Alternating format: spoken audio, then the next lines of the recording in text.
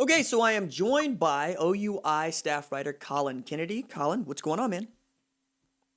Oh, we're going to have some fun today, RJ. We got a lot to talk about on that thing, so let's get on into this then. All right, let's go back over giving up 31 points in one half of football and 38 points in three quarters and nary a takeaway to show for it.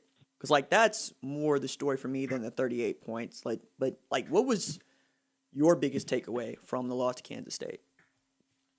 Yeah, I think there were a few, obviously. I think to start, I was honestly impressed with what they did out of the gate, right? I mean, you have to look at this game and see that lead that they built in the first half and think to yourself, okay, that's what you would want. I felt like, though, Oklahoma, after that lead was built, just expected Kansas State to basically kiss the ring and say, oh, well, we're going to have to, I guess, just roll over and allow the Sooners to stomp all over us.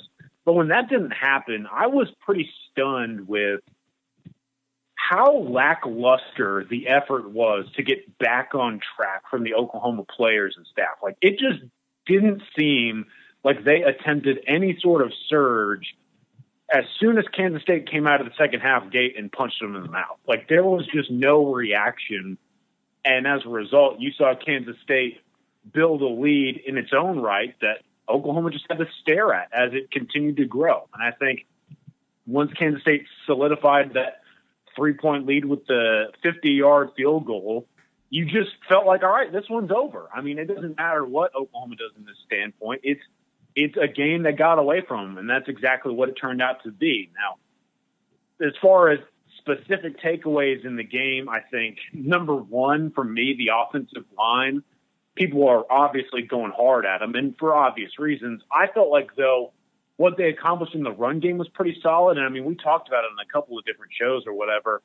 The run game itself between the running backs and the offensive line was pretty solid. It's just I was stunned how quick they were to get away from it, especially in the fourth quarter. I mean, they didn't give those young running backs any time at all to leave their mark in the game. And then you saw redshirt freshman and Spencer Rattler with all the weight on his shoulders, and it just didn't work out. And I don't think you should be shocked by that outcome. But at the same time, I am very shocked by, which is another one of my takeaways, how people were so quick to kind of put some blame on Spencer Rattler or start to at least question his name a little bit because, yes, the guy threw 3 interceptions. But, RJ, I've been kind of mentioning it as we go about this week. If you really look at these turnovers, it's not necessarily on him. The guy had a really good stat line. It's just these 3 interceptions, when you look at them by a case-to-case basis, one was tipped up in the air by his receiver and caught by the Kansas State defender. The other one was actually a pretty decent decision to go one-on-one with Marvin Mims. Just Kansas State defensive back made a great play on the football. And the last one was obviously just a poor throw, but that's where, to me, the greatest concern was. As the game went on, Spencer Rattler just kind of sputtered with this offense. And, yes, he heard footsteps constantly from a struggling offensive line and pass protection specifically. He didn't have the run game help as the offensive coordinator and Lincoln Riley kind of strayed away from it. But at the end of the day, this young quarterback was put in the bright spot of a game-winning opportunity, and he just didn't get the job done. And here we are today talking about how many questions are on this Oklahoma football team as they get ready for Iowa State. A couple of things point out. One, the reason that we are going hard, and by we I mean this group of us that are going, what the hell's going on with this offensive line, is because it is the strength of this football team, period. Mm-hmm. There's no discussion about that. You return 5 starters on that offensive line, and including Eric Swinton in there is what you have to do because he got the start for the first half of the season, and then you needed to move R.J. Proctor over there. But the thought was Bray Walker, Stacey Wilkins, Darrell Simpson are going to be your tackles of the future, and none of those guys have been able to take that job, to say nothing of Michael Thompson, who had moved from one side to another and couldn't find a home. And then we're talking about Creed Humphrey, who somehow is escaping blame for this, but I watched the man get beat up in the middle of the field playing center, and it's like that was the thing we expected with Bravion Roy, who was 400 pounds. It's the thing that we saw with Tyler Shelvin, who's 350 pounds. It was not what I was expecting for a Kansas State defensive tackle to do to Creed Humphrey. Then you add to that, Khalid Duke and Wyatt Hubert were just eating. Eric Swinson and Adrian Ely, for that matter. So that's one reason as to why we're going at them. The other one is they did try to run the ball. Like, there are 35 rush attempts in this game for 130 yards. You know, like, nobody got any push. And you got 13 carries for Seth McGowan. You got 13 carries for TJ Pledger. Seth McGowan put the ball on the floor. And after putting the ball on the floor, he's still your best rusher at just over 5 yards per carry.